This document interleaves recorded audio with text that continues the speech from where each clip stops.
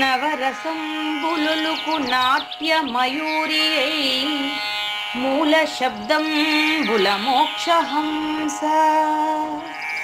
నవరసంబులుకు నాట్య మయూరియై మూల శబ్దంబుల మోక్షహంస. పరమ పవిత్రమౌ పరమాత్మ గీతయే నేడు నాట్యం బాడుచుండెగనుమా. పరమ పవిత్రమౌ పరమాత్మ గీతయే నేడు నాట్యం బాడుచుండెగనుమా. మునిరతనార్యులు మోదిల్లు శిష్యుండు, మునిరతనార్యులు మోదిల్లు శిష్యుండు సహజాచలుని కంఠ శబ్దరీతి. అజ్ఞానతిమిరంబులంతంబుజేయ అనాదిబోధను వినుము ఆర్యులార. అజ్ఞానతిమిరంబులంతంబుజేయ అనాదిబోధను వినుము ఆర్యులార. వినుము ఆర్యులార. తెలిపే జ్ఞానేశ్వరుల్ గీతన్ దివ్య రీతి. తెలిపే జ్ఞానేశ్వరుల్ గీతన్ దివ్య రీతి. ఆణిముత్యమీ గ్రంథము అచలులార. ఆణిముత్యమీ గ్రంథము అచలులార. ఆదరించిరి గీతను అచల ఋషులు గురుని వాక్కుగా గ్రహించి గురుతుగనుడు. ఆదరించిరి గీతను అచల ఋషులు గురుని వాక్కుగా గ్రహించి గురుతుగనుడు. హరి ఓం. ఓం శ్రీ గురుభ్యో నమః. ఓం నమో భగవతే వాసుదేవాయ. ఓం నమో నారాయణాయ.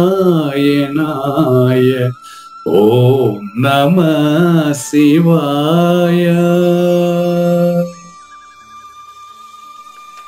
ఈ గీతా జ్ఞానజ్ఞ కార్యక్రమం మొదలై నిన్నటికి 961 రోజు అయిందండి. ఈరోజు 962 రోజు. ఈ గీతా జ్ఞానజ్ఞ కార్యక్రమం సంకల్పించి నిర్వహిస్తున్న శ్రీ విద్యాసాగర్ గురువు గారికి, శ్రీ వెంకటేశ్వర గురువు గారికి శ్రోతలందరి తరపున ధన్యవాదాలు ఉన్నారు. ఈనాటి కార్యక్రమంలో పాల్గొన్న ఆత్మస్వరూపులైన శ్రోతలందరికీ కైవల్యాశ్రమం తరపున, అలాగే శ్రీ శివరామ దీక్షితుల వారి అచల యూట్యూబ్ ఛానల్ తరపున హృదయపూర్వక స్వాగతం, వందనాలు. గురువు గారి కార్యక్రమాన్ని కోరుతున్నానండి. సర్వము గురువుమయము, సర్వము గురువుమయము. భవరోగ వైద్యుడతడని తెలియుము. సకల విద్యల నిలయము దక్షిణామూర్తి అతడని తెలియుము. మూగవాణి మాటను, ఈ మూగవాణి మాటను శ్రోతలు కోటలు దాటింతురు. గురుకృపా సిద్ధితోనే నేనెంత ఆనందముందినానో. నిజయోగి శ్రీకృష్ణుడు నిజ భక్తుడైనట్టి అర్జునుండు. వీరి సంవాదామృతం జనుల రమణ పాలిట అమృతం. వేదవ్యాసుడు దీనిని జనుల యద వికసించునట్లుగాను మహాభారతమందున వెలిగించే కోటి సూర్యుల వెలుగుతో నిత్య సత్య శాశ్వతమైన పరిపూర్ణంలో లేఖనే జరుగుతున్నట్లుగా మనకు తెలియబడుతున్న పవిత్రమైన శ్రీమద్ భగవద్గీత జ్ఞానేశ్వరీయ జ్ఞానయజ్ఞంలో 962 రోజు, అంటే 2023 అక్టోబర్ 21వ తేదీ శనివారం రోజున శ్రీకృష్ణ దేశికేంద్రుల 72వ కంద పద్యంతో శ్రోతలందరికీ సాదర స్వాగత సుమాంజలి. శ్రీ గురుభ్యో నమః. శ్రీమద్భాగవత కృష్ణదేశిక ప్రభులు రచించిన 292 కందార్థ దరువులు సంపూర్ణంగా జ్ఞానయజ్ఞంలో రోజుకొకటి చొప్పున వ్యాఖ్యానించబడిన విషయం శ్రోతలకు విదితమే. ఈ కందార్థ దరువులను రచించిన 19 సంవత్సరాల వరకు అవి ముద్రణకు నోచుకోలేదని, వాటిలోని నిగూఢ భావాలను మరింత స్పష్టం చేస్తూ రచయిత క్షరాక్షరోపాధి ద్వయదోషరహిత పరమతత్వ కందములు 261 రచించారని, తదుపరి సద్గురు శుభాశీస్సులతో ఈ రెండూ కలిపి ఒకే పుస్తకంగా ముద్రించారని పెద్దలు చెప్పగా విన్నాం. పుస్తకం ఇప్పుడు మన భక్తులతో చాలా మంది దగ్గర ఉంది. ఈ కందపద్యాలు భగవద్గీతకు ఉత్తర గీత వలె సద్గురు భక్తులకు కందార్థ దరువులలోని ఎన్నో సమస్యలకు సమాధానమై విలసిల్లుతోంది. ఎంతో ఉపయోగకరమైనటువంటి ఈ కందపద్యాలను రోజుకు ఒక్కొక్కటి చొప్పున వివరించాలని అడిగిన ప్రత్యక్ష శ్రోతల కోరిక మేరకు జ్ఞానయజ్ఞంలో శ్రీకృష్ణ పరమాత్మ సందేశానికి ముందే ప్రతిరోజు కృష్ణ ప్రభువుల దర్శనం మహద్భాగ్యంగా భావిస్తూ ముందుకు వెళదామా? ఓ పాపరూపా బయలే పరమాత్మను నమ్మి లేనట్టి నిను ఆపో జ్యోతి ననుచు తెలిసి ఈ పట్ల నెలేనటంచు చేరు ముళక్కిన్.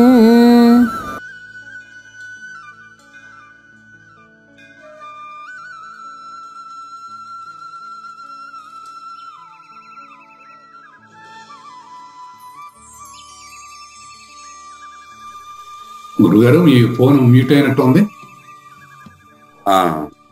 ఎస్, నిజమేనండి. ఇప్పుడు మనకు 20 మంది వచ్చినట్టున్నారు. అంటే ఇంకా చాలా మందికి లింక్ మారిన విషయం ఇంకా చాలా మందికి తెలియనట్టుంది అన్నమాట. అదే పర్వాలేదు, మనకు క్లాస్ చక్కగా కొనసాగుతుంది. తర్వాత యూట్యూబ్ లో చూసుకుంటారు. ఈరోజు, రేపు, ఎల్లుండి మిగతా వాళ్ళకు కూడా చెప్పండి. ఇదే లింక్ కదా, అది నాగేశ్వరరావు గారు చెప్పాలండి. ఇదే లింక్ అయితే అదే తీసుకోవాలి. అది జూమ్, అదే కైవల్యాశ్రమానికి 3 days విరామం కదా. అదే అక్కడ పూజలు ఉన్నాయి. ఆ పూజల్లో వాళ్ళు ఎక్కడెక్కడో ఉంటున్నారు. అది ప్రాబ్లం వచ్చింది. ఓకే, పర్వాలేదు. ఈ 3 రోజులు ఇదే లింక్ లో ఫాలో అవ్వండి. మనకు ఒక సౌలభ్యం ఏంటంటే, ఇప్పుడు ఈ లింక్ వల్ల నాగేశ్వరరావు గారు, కుడుపూడి నాగేశ్వరరావు గారికి కొంచెం ఎక్కువ ఇబ్బంది పడాలంతేను.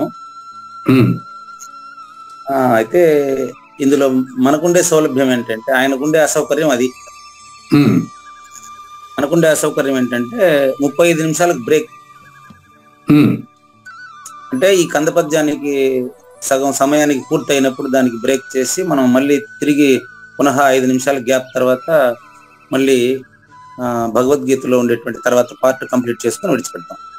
అంతేనండి, 5 నిమిషాలు గ్యాప్ లేకపోతే రాదు. అందుకని మొత్తం మామూలుగా 6 నుంచి 7 వరకు ఉండే, ఇది ఒక 10 నిమిషాలు ఎక్కువ ఉంటాం. అదే కాబట్టి శ్రోతలు ఈ విషయం గమనించండి. ఈరోజు మనకు 72వ కందపద్యాన్ని చూద్దాం. నిన్న మనకు నిర్ణయం పొసగదన్నారు. నిన్నటి రోజున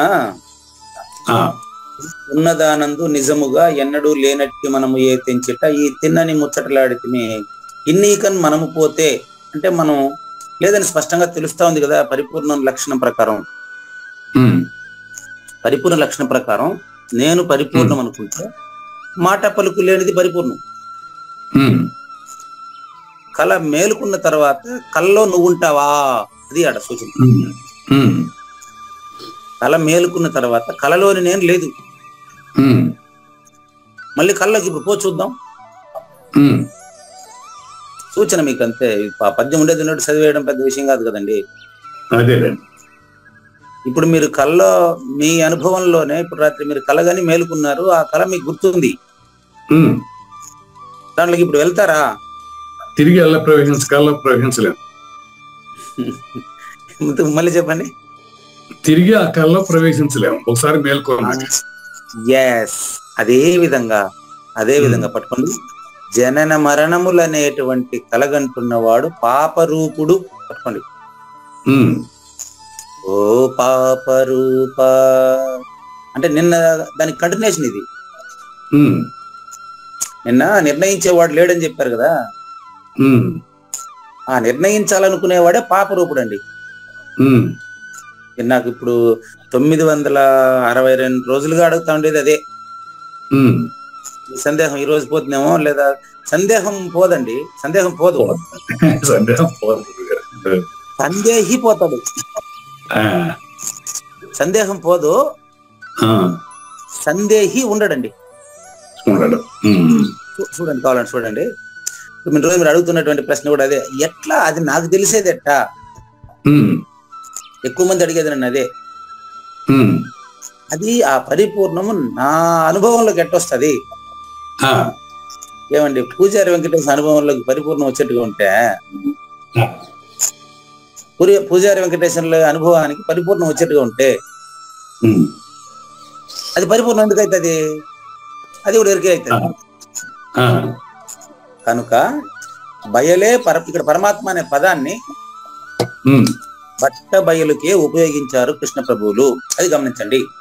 ఉమ్, పాపరూప అంటే ఇక్కడ నువ్వు నేను అని గుర్తెరగబడుచున్నటువంటి గుర్తు లేకపోయిన తరువాత, ఉమ్, గుర్తు లేకపోయిన తర్వాత కూడా గురు శిష్యులు వ్యవహరించబడుతూ ఉంటారు. ఉమ్, మళ్ళీ చూడండి, గుర్తు లేదని తెలిసిన తరువాత కూడా గురు శిష్యులుగా వ్యవహరించబడుతూ ఉంటారు. శిష్యుడికి మాత్రమే ఈ భ్రమ తొలగి ఉండదు కాబట్టి శిష్యునికి భ్రమ తొలగించడానికి ఉపాయమే కందపద్యాలు. ఉమ్. శిష్యునికి భ్రమ తొలగించడం, గురువు భ్రమరహితుడై ఉంటేనే, అది కూడా మళ్ళా అది గురు బ్రహ్మరహితుడై వ్యవహరిస్తాడు. అదే సద్గురుమూర్తి, సాజన్మ సాకార సద్గురుమూర్తి దక్షిణామూర్తి స్వరూపుడై భ్రమరహితుడైనప్పుడు మాత్రమే ఈ కందపద్యాలను వ్యాఖ్యానం చేయగలరు. ఉమ్, రాసుకుంటా పోయేది, పుస్తకాలు ప్రింట్ వేసుకుంటా పోయేది కాదు ఇది. ఉమ్, కాబట్టి ఓ పాపరూప అంటే గుర్తిరుగుతున్నటువంటి వ్యక్తిత్వంతో ప్రపంచాన్ని గుర్తిరుగుతున్నటువంటి ఓ అబద్ధపు కుత్తా ఉమ్, అంటే గురుగారు మనకు గుర్తురహితంగానే ప్రవర్తిస్తున్నాడు అన్నమాట. ఆ, అది ఆడ సూచన. గుర్తురహితంగా ప్రవర్తిస్తున్న గురువు అయితేనే, భ్రమరహితుడైన గురువు అయితేనే, భ్రమ లేని గురువు అయితేనే మనకు సూచన చేయగలడు మనకు. ఉమ్. పేరు కదా, అంతే, భ్రమరహితుడే వ్యవహరిస్తాడు కనుక భ్రమరహితుడు అయితేనే చేయగలడు, శిష్యుడిని ఉద్ధరించగలడు. భ్రమరహితమైన గురువుకి శిష్యుడు కూడా సద్గురు స్వరూపుడే అయి ఉన్నాడు. ఉమ్, సూచన, మరో సూచన మీకు. ఉమ్, భ్రమరహితుడైన గురువుకి పాపరూపుడైన శిష్యుడు కూడా, పాపరూపుడు అంటే ప్రపంచాన్ని చూస్తున్నవాడు అని అర్థం అండి. ఉమ్, పాపరూపుడు అంటే ప్రపంచాన్ని చూస్తున్నవాడు. ఉమ్, ప్రపంచాన్ని నిజమనుకుంటున్నటువంటి శిష్యుడు సద్గురుమూర్తికి సద్గురు స్వరూపమే. అంటే ఇప్పుడు సాధారణంగా గురువు దగ్గరికి నేను శిష్యుడి దగ్గరికి వెళ్ళాం అనుకోండి, ఆ గురువు శిష్యుడి విషయంలో నిజంగా ఎలా భావిస్తారంటారు? మీరు చెప్పినట్టు భావిస్తారని అనుకుంటా.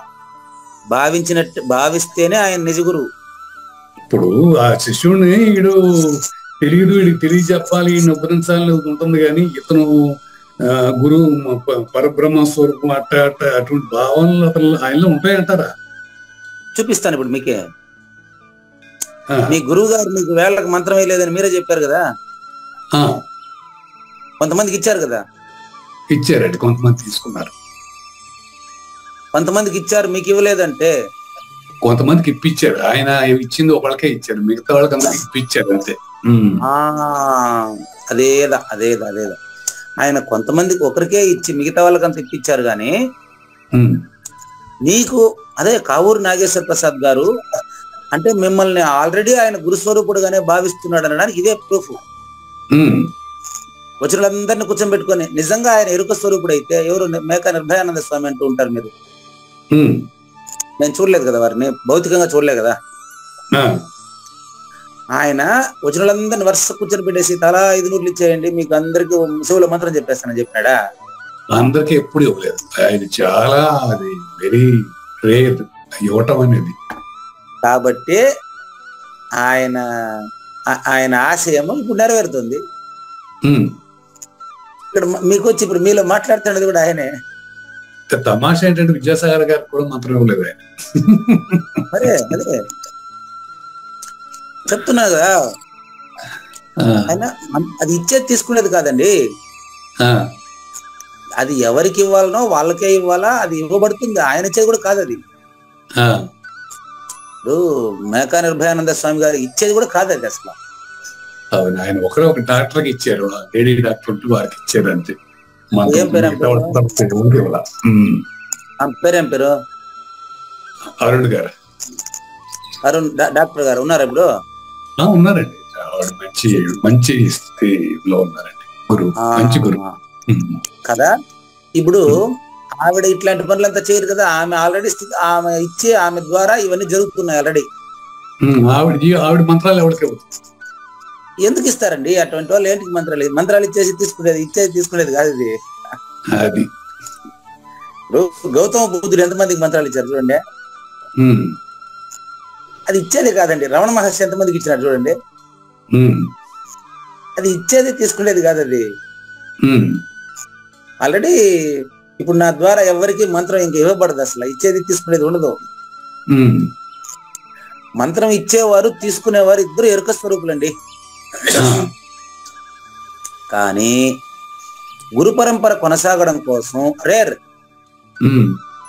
ఒకరు మరొకరికి గురు పరంపర కొనసాగడం కోసం ఆ ఉపదేశాన్ని చెప్పి విచారించమని చెప్పి వాళ్ళ బోధాధికారం అండి. అది ఉపదేశం ఇచ్చే ఆయన బోధాధికారి.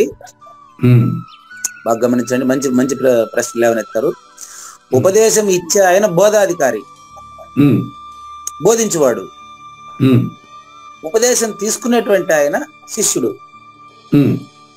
ఉపదేశం ఇచ్చేటువంటి సమయంలో సద్గురుమూర్తి ఆ శిష్యుడిని సద్గురు స్వరూపుడుగా భావించగలడు. అప్పుడే ఆయన అతనికి సరిగ్గా బోధ చేసి కడతీర్చగలడు. శిష్యుడు గురువుని అలా భావించలేడు. శిష్యుడే గురువు గారు సద్గురువుగా భావిస్తారు కదా, శిష్యుడే భావిస్తాడు. శిష్యుడిని గురువు ఎందుకు భావిస్తాడు? ఆడి తెలియని అమాయకుడు, వీడికి ఎట్టకొట ఉద్ధరించి బయటపడాలని చూస్తాడు. పరిమాణం శిష్యుల్ని ఎట్లా అనుకుంటాడో అట్లా అనుకుంటాడు ఆయన. ఇంకో అయితే మీకు అక్కడ కాదు, ఇంకో ఉదాహరణ చెప్తా. తల్లి బిడ్డను కన్నదండి. తల్లి దగ్గర పాలు తాగడమే వచ్చు వాడికి. తల్లి కష్టము, తల్లి నొప్పులు పడ్డ విషయం, ఎట్లా జన్మిస్తారు, ఈ ప్రాసెస్ అంతా వాడికి తెలియదండి. బాగా గుర్తుపెట్టుకున్నాడు. ఆ బిడ్డ లాంటి వాడు శిష్యుడు. కరెక్ట్. ఆ తల్లి లాంటి వాడు గురువు. రైట్. ఈ ఉదాహరణలంతా మీరు నా దగ్గర చెప్పిస్తున్నారంటే కరెక్ట్ అండి. గురువు తల్లి తండ్రి లాంటి వాడు, శిష్యుడు బిడ్డ లాంటి వాడు. Okay, correct, no doubt. ఇప్పుడు తల్లిదండ్రులు బిడ్డను ఎంత ప్రేమగా చూస్తారు అనే విషయం తల్లిదండ్రులకు తెలిసినంతగా బిడ్డకి ఎట్లా తెలిసిపోతుంది? అప్పుడే తెలిసిపోతుంది. బిడ్డకు కూడా తెలిసిపోతుందా మా అమ్మ నాయనకి పెళ్లి అయిన వల్ల నేను జన్మించాననే క్లారిటీ వాడికి తెలుస్తుందా? బిడ్డకు తెలీదు. కనుక బిడ్డ తల్లిదండ్రులను చూసే చూపుకి, తల్లిదండ్రుల బిడ్డను చూసే చూపుకి ప్రారంభంలోనే తేడా. అది మీరు అన్న కరెక్టేలండి. శిష్యుడిని బిడ్డగా చూడటం అంటే తనలాగానే చూస్తారు బిడ్డని. ఇంకొకటి కూడా వేరుగా చూడరు. ఇప్పుడు పెట్టారండి మీరు నాకు అసలు పరీక్ష. ఇప్పుడు పెట్టారు నాకు మీరు అసలు పరీక్ష. ఇంకొక విషయం, బిడ్డ ఎదుగుతుంటే ఇప్పుడు చూడండి, మీరు బాగా నా కంటితో చూడండి. బిడ్డ ఎదుగుతుంటే వీడికి పెళ్ళయిన తర్వాత వీడి పిల్లల్ని కూడా చూడాలా అని ఆ తల్లిదండ్రులు అనుకుంటారు. వాడు బొమ్మలతో ఆటాడుకుంటా ఉంటాడు. ఈ తల్లిదండ్రులకు ఉండేటువంటి ఆ దృష్టి అది ఉంటుంది. తల్లిదండ్రులు పిల్లోడితో పాటు మామూలుగా ఆడుకుంటూనే కూడా అది ఒక దృష్టి ఉంటుంది తల్లిదండ్రులకి. వీడితో పాటు మామూలుగా ఆడుకుంటూ బొమ్మలతో ఆడుకుంటూ కూడా ఈ తల్లిదండ్రులకి వీడు సమాజంలో నాలాగా మళ్ళీ వీడు సమాజంలో గుర్తింపు పొందిన వ్యక్తిగా తయారవ్వాలనేటువంటి కోరిక ఒకటి బలీయంగా అది ఉంటుంది. వీటితో మామూలుగా ఆడుకునేటువంటి ఈ దృష్టి, ఈ రెండు ఉంటాయి కదా వాళ్ళకి. అట్లా ఉపదేశం ఇచ్చేటప్పుడే ఆ శిష్యుడిని ఆ విధంగా తయారు చేయగలిగినటువంటి ఆ గురువు ఇతను పనికొస్తాడా లేదా సమాజానికి అని ఇవన్నీ చూసి ఉపదేశం చేస్తేనే ఆయన సద్గురువు అవుతాడు. అంతే. ఆట కాకుండా నాకు 2000 మంది కావాలా, 4000 మంది కావాలా, దీన్ని బిల్డింగ్ కట్టేయాలంటే వాడేం గురువాడా? అవును, స్థాయి తెలుసుకోకుండా వాళ్ళకి పెద్దరికనిస్తే కాబట్టి పాపరూప అంటే ప్రపంచాన్ని ప్రపంచంగా చూసేటువంటి వాడు పాపరూపుడు. ద్రష్ట.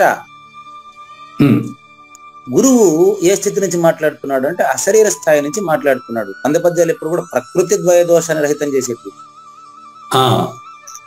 మొత్తం ప్రకృతి ద్వయ దోషం అంటే ఎట్టి పరిస్థితుల్లోనూ జనన మరణాల భ్రాంతి ఇప్పుడే ఇక్కడే ఈ క్షణమే పోగొట్టేటువంటిది కందపద్యాల భావం. ఇప్పుడు చూడండి, మీరు చేసినటువంటి ఎన్ని పోలికలు వచ్చేసినాయి ఇప్పుడు మన మధ్య. అవునండి, అర్థం చేసుకోవడానికి. బోధాధికారం తీసుకున్నటువంటి ఆ యొక్క గురుపుత్రుడి పైన చాలా బాధ్యత ఉంటుంది. బోధాధికారం తీసుకున్నటువంటి వాడు తనకు తానుగా కడతేరితే ఓకే, ఇబ్బంది లేదు, కానీ తన వల్ల ఎవరు ఉద్ధరించబడకపోయినా పర్వాలేదు, కానీ సమాజాన్ని నాశనం చేయకుండా ఉంటే ఆయన సద్గురువే. బాగా గమనించండి, సమాజానికి ఇబ్బంది లేకుండా బతికితే చాలు ఆయన. గురువు నుంచి సంక్రమించినటువంటి విద్యని అమ్ముకోకుండా నమ్ముకుంటేనే చాలు. అమ్ముకుంటే ఏమైతుందంటే భ్రష్టు పడుతుంది అనమాట. వాడి తర్వాతి తరం భ్రష్టు పడుతుంది. అంతే కదా గురువు గారు, అది సమాజానికి ఇబ్బందికరంగా తయారవుతుంది. అది పరిస్థితి. గురువు స్థాయిలో శిష్యుడు ఉంటేనే గురువుకి ఆ యొక్క ఇది ఇవ్వాలి, లేకపోతే ఇవ్వకూడదు. పొరపాటును కూడా ఇవ్వకూడదు. ఎస్. కాబట్టి ఓ పాపరూప అంటే దృశ్యాన్ని నిజంగానే భావిస్తున్నటువంటి వాడా. ఈ పాపరూపుడు అంటే ద్రష్ట అంటే మేనులో ఉండేటువంటి నేను అబద్ధపు గుర్తు. శూన్య స్వరూపుడు. బయలే పరమాత్మనుచు నమ్మి. బట్ట బయలును పరమాత్మ. ఆత్మ అంటే అబద్ధపు గుర్తు. పరమాత్మ అంటే అబద్ధపు గుర్తుకు వేరైనది. అబద్ధ గుర్తుకు వేరైనది. నన్ను అంటనిది. స్వతసిద్ధమైన పరిపూర్ణమే బయలంటే. అదే పరమాత్మ నీకంటే వేరైనది. అది నువ్వు ఎప్పటికీ కావు నాయన. కావు, అయ్యే ఉండవు. నువ్వు ఎప్పటికి కావు అంటే నీకు తెలియకుండా పోయేదేం కాదు. నువ్వు కొత్తగా అది అయ్యేది లేదు. ఆల్రెడీ నువ్వే. ఆల్రెడీ నువ్వు భగవత్ స్వరూపుడు. నువ్వు భగవంతుడు అయ్యేది అనుమానమే లేదు. రెండవది లేదు అక్కడ. మళ్ళీ నేనున్నాడు, వాళ్ళు గుర్తుపెట్టుకో. నువ్వు భగవత్ స్వరూపుడు అనుకో. మళ్ళీ నేను అంటే పూజారి వెంకటేశ్వర ఎట్టుంటాడు, కావూరు నాగేశ్వర ప్రసాద్ అనే నేను ఆడు ఉండడు. ఇంకా అవునాడు, ఎప్పుడు భగవంతుడు ఉన్నాడు. అదే నువ్వు మాత్రమే ఉంటావు. అవును. దానికి ఒక అక్షరం కూడా చేర్చేదానికి కాదు, దాంట్లో నుంచి ఒక అక్షరం తీసేదానికి కాదు.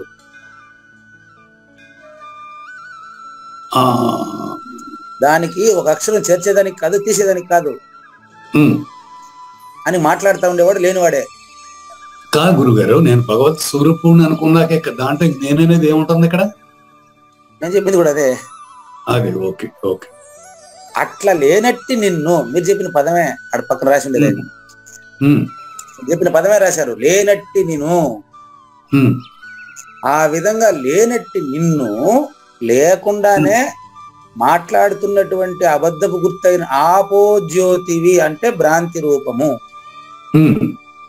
ఆపోజ్యోతివి అంటే భ్రాంతి రూపముగా ద్వంద్వము వలన గుర్తిరగబడుతున్నది.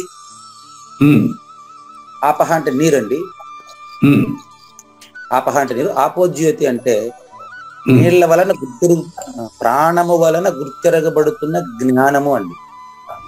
ప్రాణం వల్ల నీరు అంటే ప్రాణము, ప్రాణం వల్ల గుర్తిరగబడుతున్న జ్ఞానం. ఓకే. ఇంతకుముందు చాలా రోజులు మనం భూమి వికారము శరీరము నీకు చెప్పాను. ఇప్పుడు ఆపోజ్యోతి అనేది గుర్తింపు చెప్తాను చూడండి. భూమి వికారము శరీరము, జలం వికారము రక్తము, అగ్ని వికారము జ్ఞానము. ఆపోజ్యోతి శ్వాస ఆడతా ఉండేది ప్రాణం వల్ల. జలము ప్రాణము, అగ్నియే ఇందులో వెలుగుతున్న జ్యోతి. ఆ జ్యోతి అంటే అర్థం ఏంటంటే యదా దీపో నివాతస్త సిద్ధో నేంగతే సోపమా స్మృత యోగినో యత చిత్తస్య యుంజతో యోగమాత్మనః. అచల పరిపూర్ణ 6వ అధ్యాయంలో 19వ శ్లోకంలో చెప్పారండి ఈ విషయం. అచల పరిపూర్ణ రాజయోగిలో వెలుగుతున్నటువంటి జ్యోతి నిత్య సత్య శాశ్వతమైన జ్యోతి. నిత్య సత్య శాశ్వతమైన జ్యోతి, ములుగుతు సందు లేకుండా ఉంది అది. జ్యోతి కాని జ్యోతి, త్రికాలములు కాని వర్తమానము. భూత భవిష్యత్ కాలాల్లో వర్తమానం అది కాదు. త్రికాలములు కాని వర్తమానం, నిత్య వర్తమానం. నిత్య వర్తమానము, నిరాకారము, నిరవధ్యము, నిరపేక్షము. అది సద్గురుమూర్తిలో కూడా మాట్లాడబడతా ఉంది కదా, అందుకని చెప్పాల్సి వచ్చింది. సద్గురుమూర్తిలో మాట్లాడబడతా ఉండేది ఆపోజ్యోతికి సంబంధం లేనిది, ఆపోజ్యోతికి వేరైనది. ఆపోజ్యోతికి వేరైనది కాకపోతే ఆయన మనకు సూచన చేస్తాడా? ఆపోజ్యోతికి వేరైంది అంటారా? పక్కా ఆపోజ్యోతి అంటే భ్రాంతి. ఆయనలో శూన్య సింహాసనం అధిష్ఠించి భ్రాంతితో మాట్లాడుతూ ఉంటాడు ఆయన. భ్రాంతితో అంటే భ్రాంతిని ఉపయోగించి నాలో ఉండే భ్రాంతితో మాట్లాడుతూ ఉంటాడు. కానీ ఆయన భ్రమరహితుడు. బాగా గమనించండి. ఆపోజ్యోతి వనుచు తెలిసి నాయన పూజారి వెంకటేశమైన, నాగేశ్వర ప్రసాద్ అయినా ఆపోజ్యోతేనైనా. కానీ గురుగారు ఇక్కడ పాయింట్, మీరు ప్రాణం వల్ల గుర్తిరుగుతున్న జ్ఞానం అంటే జ్యోతి, అగ్ని, రైట్. ఇప్పుడు ఇంతకంటే భిన్నంగా గురువు ఏ రకంగా వ్యవహరిస్తారంటారు? ఆపోజిట్ భిన్నంగా సద్గురు భ్రాంతి అంటున్నారు. బియాండ్ దట్ ఎలా వ్యవహరిస్తారు గురువు? దీనికి బియాండ్ అయినదే పరిపూర్ణం అండి. ఆ గురువు అందులో ఉండే వ్యవహరిస్తూ ఉంటాడండి. అది ఎలా వ్యవహరిస్తారని చెప్పాలంటే నాకు తెలియదండి. ఎందుకు తెలియదో కారణం మాత్రం చెప్తాను, మీరు తెలియగలరు. నాకు బాగా గుర్తు, నాకు తెలియదు, మీరు తెలుసుకోగలరు. ప్రూఫ్ ఇదే, ఇంతకు ముందు చెప్పినా కదా మీకు, అదే ఉదాహరణ తెచ్చి మళ్ళీ ఇక్కడ పెట్టేస్తా. ఈత రాకముందు నీకు ఈత వచ్చిన తర్వాత ఉండే ఫీలింగ్ ని గురువు ఎట్ట తెలుసుకుంటాడు చెప్పు? అంటే ఈత వచ్చిన ఆయన ఎట్ట తెలుసుకుంటాడు చెప్పు? ఈత వచ్చిన ఆయన ఎలా తెలుసుకుంటాడు? మళ్ళీ ఉండండి, మళ్ళీ ప్రశ్న మళ్ళీ ఇస్తాను నిదానంగా. మీకు ఈత రాదండి. అవును. మీకు ఈత రాదు, మీ గురువు గారికి ఈత వచ్చు. అవును. ఆయన మీకు ఈత రాకుండా ఉండే సమయంలోనే మీరు ఈత వచ్చిన తర్వాత ఎలా ఈదుతారో ఆయనకు ఎలా తెలుసు అంటే, ముందు మీకేం తెలియాలి? ఇప్పుడు మళ్ళీ చెప్పండి. కొంచెం కన్ఫ్యూజ్ అవుతున్నాం. వెరీ గుడ్, కన్ఫ్యూజ్ అవ్వండి, పర్వాలేదు. కన్ఫ్యూజ్ అయిన తర్వాత క్లారిటీ వస్తుంది. కన్ఫ్యూజ్ అవ్వండి, పర్వాలేదు. మళ్ళీ చూడండి, మీకు ఈత రాదండి. అవును. మీ గురువు గారికి ఈత వచ్చు. మీరు మీ గురువు గారి దగ్గరికి పోయి ఈత నేర్చుకోవాలని ఆసక్తితో వస్తే, చూడవయ్యా 2 రోజుల్లో మీరు నిన్ను నాలాగానే ఈదేట్టుగా నేను చేస్తాను అని గ్యారంటీ ఇస్తాడు. ఎప్పుడు 2 రోజులు నిన్ను ఈత కొట్టడానికి తయారు చేస్తాను నమ్మకం ఆయనకుంది. అవును, అది నిజమే. మీకుంటది ఆ నమ్మకం? ఈత నమ్మకం లేకపోతే గురువు దగ్గరికి మనం ఎందుకు వెళ్తాం? గురువు గారు, ఇప్పుడు మీ దగ్గర వచ్చిన సరైన సమాధానం. ఉండకుండా ఉంటుందా అని చెప్తున్నారే గాని ఉంది అని చెప్పలేరు. ఎందుకు తెలుసా? ఈత వచ్చిన ఆయనకు మీ దగ్గర ఈదిస్తానని నమ్మకం ఏముందండి? శిష్యుడుగానే శ్రద్ధ ఉంటే అని ఆ పాట, అది కూడా మీరే చెప్పారు. అవును, ఇతను ప్రయత్నం చేయకుండా ఆయన ఈత నేర్చుకోమంటే ఈ నేర్పడం అసాధ్యం ఎవరికి కూడా. ఏ విధంగా శిష్యునిలోని శ్రద్ధను బట్టి ఈత నీకు నేర్పించగలనే నమ్మకం ఆయనకుంది. దీనికి ఏం కావాలంటే నెంబర్ 1 మీరు చెప్పింది, శిష్యునిలో శ్రద్ధ ఉండాలి. నెంబర్ 1 గురువుకి ఈత వచ్చి ఉండాలి. నెంబర్ 2 అవును. ఈ 2 కుదరకపోతే గురు శిష్యులకు సంబంధం కుదరదు. కుదరదు. అదే ఇక్కడ ఎత్తుకోరండి. గురువు భ్రమ రహితుడై ఉండాలి నంబర్ 1. ఉమ్, శిష్యుడు సాధన సంపన్న పరుడై ఉండాలి నంబర్ 2. అది ఆ, శిష్యుడు సాధన సంపన్న పరుడైతే ఉమ్, జ్ఞాన యజ్ఞంలో ఇంటా ఉండేటప్పుడు చాలా మంది సద్గురువులు దీన్ని విని సంతోషిస్తున్నారు. ఇప్పుడు ఉమ్, ఎట్లంటే భ్రాంతి రూపముగా తోచబడుతున్న ఎరుక స్వరూపమేనని నువ్వు భావించు. ఉమ్, పూజారి వెంకటేశం కూడా అదే.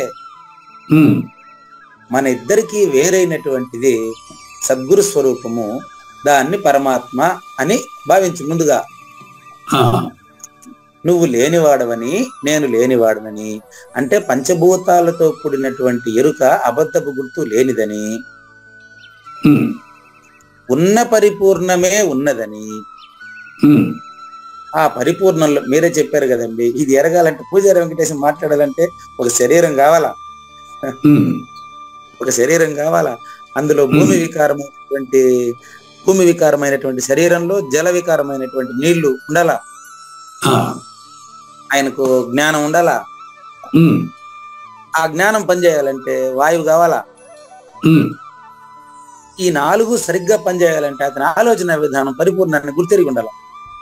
ఓ జ్ఞానం పని చేయాలంటే వాయువు కావాల్సిందేగా. ఉమ్, ఉమ్, అవును, ఈ 4 భూతాలతో కలిసి మాట్లాడేస్తాడు అందరూ, అది పెద్ద విషయం కాదు కదా. ఉమ్, ఈ పరిపూర్ణాన్ని సద్గురుమూర్తి ద్వారా తెలిసి కూడా ఉండాలి. ఆ, గురుగారు పరిపూర్ణాన్ని సద్గురుమూర్తి ద్వారా తెలిసి కూడా ఉండాలి. తెలుసుకోవడం ఉండాలి. రైట్. తెలిసి ఉంటే నీలో కూడా పరిపూర్ణాన్ని చూడగలడు. అవును. వేరే చూడలేడు. ఉమ్, అంతటా పరిపూర్ణాన్నే చూసినప్పటికీ ఉమ్, ఏ రకంగా చెబితే శిష్యుడికి భ్రాంతి రహితం అవుతుందో అన్ని రకాలుగా ప్రయోగిస్తూ ఉంటాడు. గాని ఆ, ఎక్కడ నేను చెప్పినాను నాకు తెలుసు అనే మాట ఆయన వాడడు. వాడరండి. వాడరు. కాబట్టి ఎట్టి పరిస్థితుల్లో వాడరాడు. కాబట్టి నువ్వు ఒట్టి వాడివే కనుక ఉమ్, ఈ గురువాక్యము చేత అన్నాడు, నా వాక్యం చేత అనలేదు ఆయన. ఉమ్, ఇప్పుడు పూజారి వెంకటేశం వాక్యం చేత కాదు, ఉమ్, కృష్ణప్రభు వాక్యం చేత కూడా కాదు, ఉమ్, గురువాక్యం చేత. గురువు అంటే పూజారి వెంకటేశము కాదు, కృష్ణప్రభువు కాదు, ఇంకెవరు కాదు. ఉమ్, పరిపూర్ణానికి రూపం లేదు, ఉమ్, పరిపూర్ణం మాట్లాడదు, ఉమ్, అట్లని ఊరికే ఉండదు. ఉమ్, కనుక సంక్షిప్తంగా భావార్థం చెప్తే అర్థమైందేమో గమనించండి. ఉమ్, మార్పులకు లోనవుతూ ఉమ్, దోష స్వరూపముతో కూడుకున్నది పాపరూపము. ఆ, బాగా గమనించండి. మార్పులకు లోనవుతూ ఉమ్, దోష స్వరూపముతో కూడుకున్నది పాపరూపము. పాపరూపము అంటే ద్రష్ట, ఉమ్, ఆపోజ్యోతి, ప్రాణము చేత గుర్తెరగబడుతున్నటువంటి అబద్ధపు గుర్తు.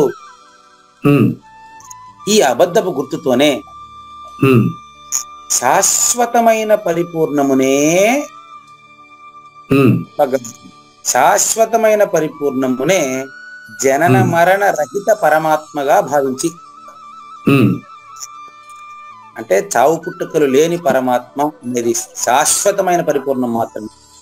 ఆ, ఆ, వెంకటేశానికి చావు పుట్టుకలు కలిగి ఉన్నాయి. ఉమ్, చూడు, అజోపి సన్ అవ్యయాత్మ, నాకు పుట్టుక లేనప్పటికీ ఒక తల్లిదండ్రుల చేత జన్మించినట్లు నీకు ఒక దేహంతో కనిపిస్తూ ఉంటాను నాయన. ఆ, నీలో అబద్ధపు గుర్తు అబద్ధం అని పోయిందనుకో, అప్పుడు నీకు నువ్వు కూడా జన్మించిన వాడివి కాదని తెలిసిపోయినప్పుడు అప్పుడు నీకు నేను ఎట్లా జన్మించలేదో తెలుస్తుంటండి. ఇది సూచన. కోసమే నేను శరీరంతో కనిపిస్తున్నాను బాబు, కేవలం నీకోసమే శరీరంతో కనిపిస్తున్నాను నాయన. నాకెప్పుడు శరీరం లేదయ్యా. కాబట్టి ఆ పరిపూర్ణంలో ఈ మన శరీరాలకు, కావూరి నాగేశ్వర ప్రసాద్ శరీరానికి గాని, వింటున్న ప్రత్యక్ష శ్రోతల శరీరానికి గాని, పూజారి వెంకటేశ్వర శరీరానికి గాని, ఆ పరిపూర్ణంలో ఆ పరమాత్మలో స్థానము గాని, నిలబడుటకు మూలము గాని లేకనే ద్వంద్వ రూపంగా తోచబడుతున్నటువంటి ఆపోజ్యోతివైన భ్రాంతి స్వరూప. ఈ భ్రాంతికారకమైన వస్తువే ఆ గుర్తు. భ్రాంతి స్వరూపమైనటువంటిది ఆ అన్నపు సూక్ష్మాంశము, మనసు, ఎన్నగ నేరంబు ప్రాణము, మనోప్రాణముల కలయికే ఎరుక. ఇది కలవకపోతే పరిపూర్ణమే, ఇది కలవలేదని తెలిస్తే పరిపూర్ణమే. సో మనో ప్రాణాల కలయికే ఎరుక. అవును, ఈ కలవందే పరిపూర్ణం అండి. కలం మనో ప్రాణాల కలయికే కలవంది ఏంటి మరి? పరిపూర్ణం అండి. కలవకపోవడం ఎలా ఉంటుంది గురుగారు? పరిపూర్ణంగా ఉంటుందండి. మనో ప్రాణాల కలయికే భ్రమ అండి, కలయికే భ్రమ అండి, కలయికే భ్రమ. మనోప్రాణాల కలయిక భ్రమ అండి. మనోప్రాణాల కలయిక భ్రమ, అనుమానమే లేదు. ఇప్పుడు మనో ప్రాణాల కలయకుండా ఉండటం అనేది పరిపూర్ణుడు ఎలా చేస్తాడు? మీరే మనోప్రాణాలు కలవకుండా ఉన్న చూడండి, గాఢ నిద్రలో మీరు తెలుసా, మీకు గుర్తుందే, గుర్తున్నదే? అంటే ఓహో కర్తరహితంగా కర్తృత్వరహితంగా అంటారా? అస్పర్శయోగంగా అంటారా? అస్పర్శయోగం కూడా మనం పాటించేది అది. గాఢ నిద్రలో మీరు ఏ యోగం పాటిస్తారు చెప్పండి? ఏ యోగం పాటిస్తుంది? అది వచ్చింది, నిద్ర వచ్చింది, పడుకుంటాం, తెలుస్తాం. అదంతా పడుకునేది అవంతా మీరు చేసే పని, నాగేశ్వరరావు చేసే పని అడగలా నేను. అవును. గాఢ నిద్రలో మీకు గురువు ఎవరు, శిష్యుడు ఎవరు, ఎవరు ఏం పాటిస్తున్నారు మీరు? ఎవరు లేదు. అలాంటప్పుడు మీరున్నారా లేదా? ఇప్పుడు చెప్తున్నారు, అప్పుడు చెప్పలేరు. అది చెప్పలేదు. అవును, అదే పరిపూర్ణ స్థితి, అనుమానమే పెట్టుకోకండి. అదే పరిపూర్ణ స్థితి. ఆ స్థితిలో మీరు ఎప్పుడు ఉన్నప్పుడు ఆవులే పుట్టుకలే ఈ ప్రపంచంలో ఏం లేదు, అది మాత్రం ఉంటది, అందులో రెండోది ఉండదు. ఇట్లా ఉన్నదాని యందు మూలము గాని స్థానము గాని మనకు లేదని దృఢమైపోతే వెంటనే గురువాక్యంచే నీకు నువ్వే లేకపోవాలి తప్ప నేను వచ్చి మెడబట్టి బయటకు తింటేదానికి గాని, నువ్వు తలుపు ఓపెన్ చేసుకుని బయటికి పోయేదానికి గాని పరిపూర్ణంలో అట్లాంటి లేవు. కాబట్టి సరే అండి, నేను పోయేస్తానండి అని చెప్పేది కాదు. అక్కడ ఈ పట్లనే లేనట్టు సుచేరుము ఉళ్ళక్కి అంటే ఇంతసేపు చెప్పింది ఇనింది అంతా అబద్ధం అని అర్థం. ఎక్కడ అబద్ధం? మాటలతో కాదు, అచల పరిపూర్ణంలో అబద్ధం. కనుక మనకి ఇప్పుడు 35 నిమిషాలు అయిపోయింది. కనుక మరి రచయితకు ధన్యవాదాలు తెలియజేస్తూ 962వ ఎపిసోడ్ లో ద్వితీయార్థానికి పునః స్వాగతం. మనకి ఇది 7:15 వరకు ఉంటుంది. ఇక్కడ 5 నిమిషాలు ఎక్కువైంది కనుక. ఇక్కడ ముఖ్యమైన విషయం ఏంటంటే, ఇంతకు ముందు మనము 3 రకాల యజ్ఞాల గురించి చెప్పేటప్పుడు మొదటి యజ్ఞం గురించి ఈరోజు చెప్పుకున్నాం. చూడండి, ఇంతకుముందు చెప్పింది గుర్తుపెట్టుకుని, ఆహారం 3 రకాలు. ఆహారం అంటే నోటితో లోపలికి తీసుకునేది మాత్రమే కాకుండా శబ్ద, స్పర్శ, రూప, రసగంధాలు అనేటువంటి ఆహారాలు, అవి సాత్విక, రాజస, తామస ఆహారాలుగా విభజించి చెప్పారు మనకు. ఆశ్చర్యకరంగా యజ్ఞం 3 రకాలు చెప్పేటప్పుడు యజ్ఞం 3 రకాల్లో సాత్విక యజ్ఞం పూర్తయిందండి. అహంకారమును అర్పణ చేసేదే సాత్విక యజ్ఞము. అచల పరిపూర్ణుడి చేత కర్తృత్వ రహితంగా జరిగే స్వధర్మాచరణ సాత్విక యజ్ఞము. అదే ఈ జ్ఞాన యజ్ఞం అని నిన్న మనకు నిరూపించబడింది.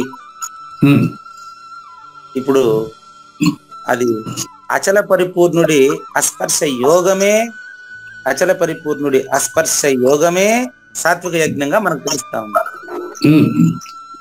ఈరోజు మనం యజ్ఞము 2, యజ్ఞంలో 2వ రోజు,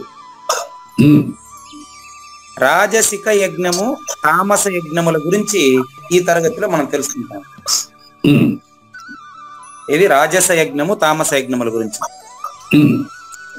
కొంచెం మళ్ళీ ఏమంటారు దాన్ని అండర్లైన్ చేసి చెప్తున్నాను. ఈ యొక్క నిన్న చెప్పినటువంటి వ్యవహారానికంటే ఇది పూర్తి వ్యతిరేకంగా ఉంటుందండి. పాండవులకి కౌరవులకి వ్యతిరేకంగా ఉన్నట్టు నిన్న చెప్పిన సాత్విక యజ్ఞానికి పూర్తి వ్యతిరేకంగా ఉంటాయండి ఇవి.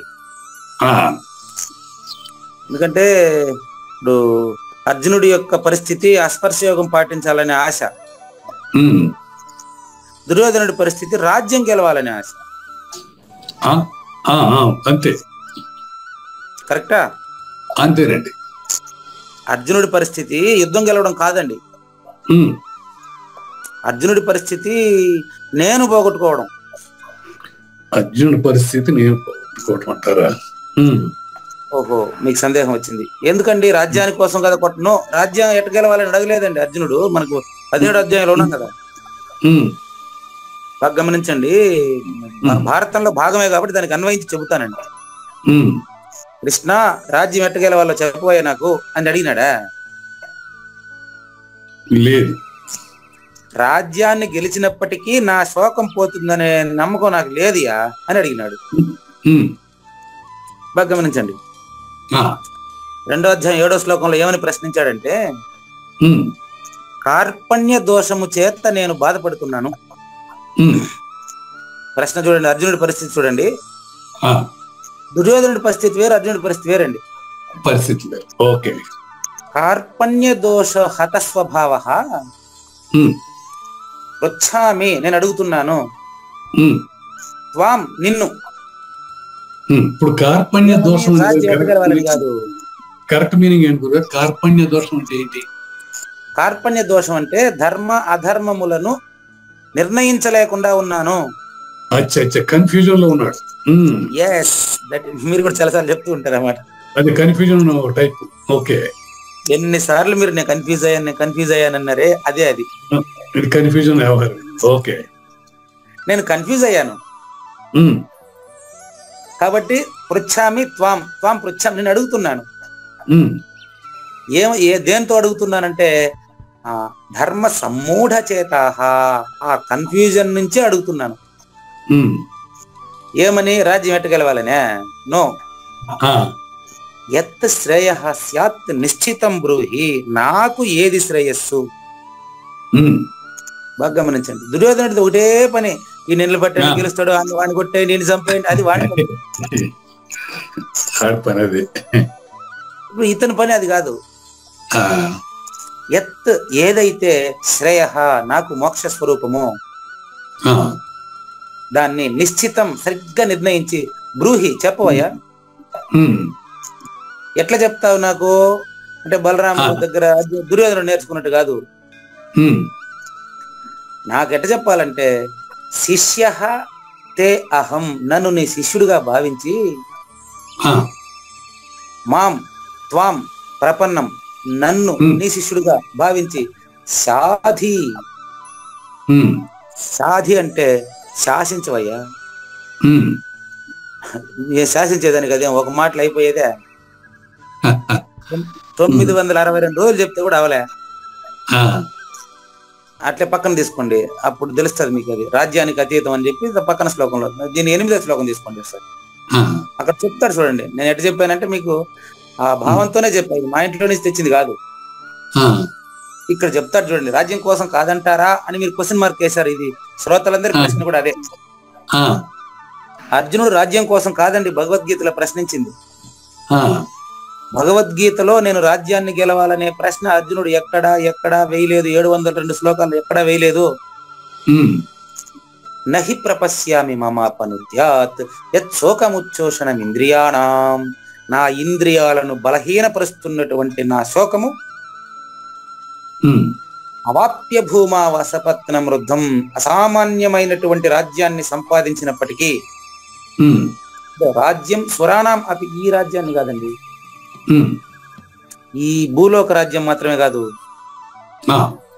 సృష్టికి కారణమైనటువంటి సురాణం అపిచ అధిపత్యం, దేవతలందరి పట్ల ఆధిపత్యం పొందినప్పటికీ కూడా నా శోకం పోయేట్టు కనిపించలేదా? కాబట్టి నా శోకం పోవాలా, నేను లేదని తెలియాలా, నాకు అస్పర్శ యోగం పాటించడం చేత కాలేదు. దాన్ని చెప్పబోయా, నేను నీకు శిష్యుడు, నాకు నువ్వు గురువు అని చెప్పాడే తప్ప భీష్ముని ఎట్టు గెలవాలి అట్టగాదు అడిగింది. భీష్ముని చంపడం నాకు ఎట్ట చంపాలని అడగలేదండి. బాగా గమనించి, భీష్ముని ద్రోణుని ఎలా చంపాలి అంటే దాని అర్థం ఉంది, ప్రశ్న ఉంది. అది భీష్ముని ద్రోణుని ఎలా చంపాలి అంటే, చంపేదానికి చేత కాదు, నీ బలం కావాలనే కాదు కదా.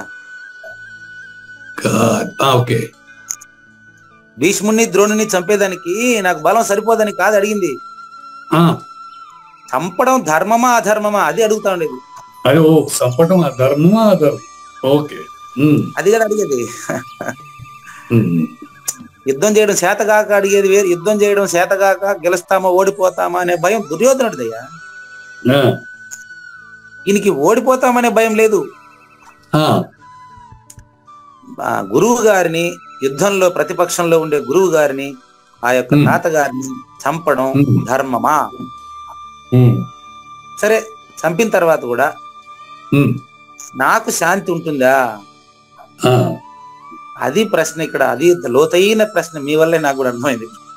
ఉమ్, ఉమ్, కాబట్టి ఎందుకు ఇప్పుడు అంత దూరం పోయినాం మనం అంటే, ఇక్కడ నిన్నటికంటే భిన్నమైనటువంటి విషయం నేర్చుకోబోతున్నాం. ఆ. కానీ అండి, శ్రీ భగవాన్ వాచ, శ్రీ భగవాన్ వాచ. దత్తాత్రేయ విభాగ యోగంలో శ్లోకం నంబర్ 12 అండి. ఉమ్, అభిసందాయతు ఫలం అభిసందాయత్తు ఫలం దంబార్థమపి చైవయత్ దంబార్థమపి చేయవయత్ యుజ్యతే భరత శ్రేష్ఠ యుజ్యతే భరత శ్రేష్ఠ యజ్ఞం విద్ధి రాజసం. తం యజ్ఞం విద్ధి రాజసం. పూర్తి డిఫరెంట్ అండి. నిన్న నేర్చుకున్న శ్లోకానికి దీనికి పూర్తి డిఫరెంట్ భావం అండి. ఆ, చూడండి, ఇంతకు ముందు అఫలాకాంక్షిభి, అసలు ఫలితమే లేకుండా చేసేటువంటి పని పరిపూర్ణమైతే, ఉమ్, తు అభిసందా, తు అంటే సబ్జెక్ట్ మారుతుంది అని అర్థం. ఎరుక స్వరూపం ఈ రోజు వర్ణించేదని అర్థం అండి. అది. ఆ, నిన్న వరకు చెప్పింది పరిపూర్ణం గురించి, పరిపూర్ణుడి ప్రవర్తన గురించి అయ్యా. ఉమ్, ఈ రోజు చెప్తా ఉండేది ఇది రాజస తామస యజ్ఞాలు అంటే ఎరుక స్వరూపం గురించి. ఆ, అంటే ఎరుక స్వరూపం అంటే ద్వంద్వంగా ఉంటది. దొంగగా. అవును. కర్తృత్వహిత కర్మాచరణలో ద్వంద్వం ఎట్టుంటది? ఉమ్, అవును. ఉండదు. ఉమ్, తు అభిసందాయ, తు పెట్టాడు. తు అంటే కానీ భరత శ్రేష్ఠ అంటే శ్రేష్టమైనటువంటి ఓ కావురు నాగేశ్వర ప్రసాద్ గారు, ఉమ్, దంబార్థమపి చైవయత్, ఏదైతే సరైన నిష్ఠ లేకుండా ఆడంబరము కొరకు, పేరు కొరకు, గెలుపు కొరకు, విజయం కొరకు, ప్రతిఫలం కొరకు, ఉమ్, అది ఇక్కడ డిఫరెన్స్ అయిపోయినా రెండింటికి రోజుకి చూసుకోండి. ఉమ్, ఫలం అపి, ఫలములను పూర్తిగా ఫలాన్ని దృష్టిలో పెట్టుకొని, ఉమ్, దుర్యోధనుడి దృష్టిలో రాజ్యకాంక్ష ఉందండి. ఆ, అర్జునుడి దృష్టిలో ధర్మాధర్మములకు అతీతమైంది తెలుసుకోవాలనే కాంక్ష ఉందండి. చూసుకోండి, ఇద్దరు ఒకటి కాదు. ఉమ్, దుర్యోధనుడి కాంక్షలో రాజ్యమే కావాలి. ఉమ్, వీళ్ళు అటు కాదు, బతకనిస్తే చాలు, ఉమ్, 5 ఊర్లు ఇస్తే చాలు. ఉమ్, 5 ఊర్లు అంటే 5 జ్ఞానేంద్రియాలతో హాయిగా జీవించగలిగేటువంటి అవకాశం కల్పిస్తే చాలు, ఆ, ఎక్కడైనా జీవిస్తారు. ఉమ్, అంతే తప్ప ఈ రాజస యజ్ఞం ఎలా ఉంటుందంటే ఫలం అపి, ఫలాన్ని కూడా కోరుతూ, ఉమ్, అంటే యజ్ఞం అంటే ప్రవర్తన అని అర్థమవుతుంది ఇప్పుడు మీకు. ఉమ్, అవునండి. యజ్ఞము అంటే ప్రవర్తన, యజ్ఞము అంటే ప్రవర్తన, యజ్ఞము అంటే ప్రవర్తన, గుర్తుపెట్టుకోండి. ఉమ్, ఫలితం ఆశించకుండా పనిచేసే ప్రవర్తన పరిపూర్ణుడి లక్షణం అయితే, ఉమ్, ఫలాన్ని దృష్టిలో పెట్టుకుంటాడు, విజయాన్ని దృష్టిలో పెట్టుకుంటాడు, డంభాన్ని దృష్టిలో పెట్టుకుంటాడు, పేరు రావాలని దృష్టిలో పెట్టుకుంటాడు. ఉమ్, అభిసందాయ, వాడి మనసులో ఎప్పుడు వాడికి రాబోయే మంచి పేరే ఉంటుంది. ఉమ్, వాడికి రాబోయే జేజేలు, వాడికి రాబోయే చప్పట్లు, వాడికి రాబోయే గౌరవమే ఉంటుంది వాడి మనసులో. ఉమ్, కాబట్టి అభిసందాయ అటువంటి ఫలితాన్ని దృష్టిలో పెట్టుకొని, ఇజ్యతే అంటే చేయబడేటువంటి ఏ పని అయినా సరే ఉమ్, తామస రాజస యజ్ఞం అవుతుంది. రాజసమైనదిగా విద్ధి, తెలుసుకో. ఉమ్, తమ్ యజ్ఞం, ఆ యజ్ఞము విద్ధి రాజసం, తెలుసుకో. నువ్వు రాజస యజ్ఞం అని తెలుసుకో. ఉమ్, ఇదే విషయాన్ని మనకు జ్ఞానేశ్వరి గారు చెప్తారో చూడండి. ఉమ్, తీసుకోండి, కుడుపు నాగేశ్వరరావు గారు జ్ఞానేశ్వర భగవద్గీత తీసుకోండి. మనకి ఇంకా 10 నిమిషాల పైన ఉందండి. ఉమ్, చూడండి, వీర శ్రేష్ఠుడమైన ఓ కావూరి నాగేశ్వర ప్రసాద్ గారు వినండి. ఏ యజ్ఞం అయితే ఈ విధంగా యథాసాంగముగా చేయబడినప్పటికీ ఉమ్, అతనికి ఫలితం పైన దృష్టి ఉంటుందండి. ఆ, ఎట్లంటే ఎగ్జాంపుల్ చూడండి, ఇక్కడ యజ్ఞం అంతా ఉండదు. యజ్ఞం అనే పేరే ఇక్కడ ప్రవర్తన చూడండి. ఉమ్, యజ్ఞం అంటే మీకు సమిధలు, నెయ్యి, అన్నము, ఇది ఋత్విక్కులు అవన్నీ ఉండాలి కదా, ఏడున్నాయి చూడండి. ఉమ్, రాజుగారు మన ఇంటికి వస్తే మనకు అనేక విధములైన ఉపయోగములుండును. రాజసయజ్ఞం. ఉమ్, రాజుగారు మన ఇంటికి వస్తే అనేక విధములైన మనకు ఉపయోగాలు ఉంటది. అదే ఆ ఆలోచన రాజసయజ్ఞం. అది లోకంలో రాజుగారు మన ఇంటికి వచ్చిపోతే మనకు మంచి కీర్తి పేరు వస్తుంది సమాజంలో. ఉమ్, అదే రాజసయజ్ఞం. ఉమ్, నెక్స్ట్, శ్రాద్ధ క్రియలో ఏ విధమగు న్యూనత రాదు అనే తలంపుతో శ్రాద్ధమునకు రాజును ఆహ్వానించే రీతి రాజసయజ్ఞం. ఉమ్, ఇట్లా ఈ విధముగు తలంపునే కలిగి ఉన్నవాడై యజ్ఞమును నడుచువాడు తన మనస్సులో ఈ యజ్ఞము వలన నాకు స్వర్గము లభించును. ఎగ్జాంపుల్ అండి, ఉమ్, యజ్ఞం చేసేటప్పుడు వీడు ఎవరిని పిలవలేదనుకో, వాటిలో మనసులో ఇంకోటి ఉంటది. ఉమ్, నేను స్వర్గానికి పోతాను ఈ యజ్ఞం చేస్తే అని ఎవడో చెప్పుంటాడు. దానికి స్వర్గం కోసమే చేస్తాను. వాడు ఈడు పోయి చూసి వచ్చి ఉండలే, ఉమ్, వాడు చెప్పినాడు ఈడు చేస్తా ఉన్నాడు. ఉమ్, స్వర్గం ఎట్లున్నది వీడికి తెలియదు. తెలియదు. కాబట్టి ఈ యజ్ఞం వల్ల నాకు స్వర్గం లభించును, యజ్ఞ దీక్షుడు నగుట వలన ప్రజలలో నాకు కీర్తి వస్తుంది, ఉమ్, నా చేత యజ్ఞము చేయబడతా ఉంది అనే భావం ఉంటే అది యజ్ఞం ఎట్ట అయిందయ్యా. ఉమ్, నేను యజ్ఞానికి కర్త అంటేనే వేస్ట్. ఉమ్, నా చేత యజ్ఞము చేయబడుతున్నదనే భావం అంటే ఏ యజ్ఞం అయితే కేవలము ఆ ఫలవాసన అభిప్రాయంతో ఉమ్, ప్రపంచంలో తనకు గొప్పతనమును కలుగజేసుకుంటున్నాననే తలంపుతో చేయబడతా ఉందో ఉమ్, ఆ యజ్ఞము రాజసముగా ఎరుంగవలెను. ఉమ్, మొన్న ఒక పెద్ద కార్యక్రమం జరిగింది. మా అన్నగారి మనవరాలకి వెంట్రుకలు తీసే కార్యక్రమం అది. ఉమ్, దానికి డిప్యూటీ సీఎం గారిని పిలిపించారు. ఆ, వారికి మా అన్న పెద్ద కార్యక్రమం చేస్తున్నారు, డిప్యూటీ సీఎంని పిలిపించారు. మంచిదే, వస్తారు 10 మంది భోజనం చేస్తారు, హాయిగా వెళ్తారు, ఏం మంచిదే, నేను కాదనట్లేదు. ఉమ్, అక్కడ ఏంటంటే డిప్యూటీ సీఎం గారు మా డిగ్రీ కాలేజీకి చాలా సార్లు వచ్చారు. వారు మేము కలిసి చాలా సార్లు మాట్లాడాము. అదేం పెద్ద విషయం కాదు. ఉమ్, కాలేజీకి కావాల్సిన సదుపాయాలు అడిగి ఉంటాము, వారు మేము డ్యూటీలో కలిసి ఉంటాము. ఉమ్, కానీ అదే విధంగా మా అన్న కొడుకు ఎంబీబీఎస్ అదే మెడ్రాస్ లో ఎంబీబీఎస్ డాక్టర్ అండి. ఉమ్, వాడు దీనికి వచ్చాడు ఇక్కడికి. వాడు వచ్చినాడు, వాడి షెడ్యూల్ ప్రకారం వాడు వెళ్ళిపోవాలంటాడు. ఉమ్, మా అన్న ఏమంటాడంటే మధ్యాహ్నం వరకు అన్ని పనులు అయిపోయింది, మినిస్టర్ గారి షెడ్యూల్ ప్రకారం ఆయన వస్తారు, వచ్చి భోంచేసి వెళ్తారు, అంతే, ఇంకేం లేదు అక్కడ. ఉమ్, అన్నయ్య ఏమంటారంటే ఉమ్, కార్యక్రమానికి డిప్యూటీ సీఎం గారు వస్తే ఆయనకు మిమ్మల్ని నేను పరిచయం చేయాలి కదా, ఉమ్, నా కొడుకు డాక్టర్, నా తమ్ముడు ప్రొఫెసర్ అనే విషయాన్ని ఆయనకు నేను తెలియజెప్పాలి కదా, మీరు ఆగండి. ఉమ్, ఇప్పుడు దీంట్లో ఏముంది చూడండి, ఉమ్, ఉమ్, ఉమ్, ఉమ్, ఈ కార్యక్రమం యథావిధిగా జరుగుతుందండి, అన్ని బాగానే జరుగుతున్నాయి. ఉమ్, కోసమే చేయండి, నేను మంచిదే, నేను కూడా యజ్ఞానికి వెళ్ళాను, ఓకే రైట్, బాగుంది.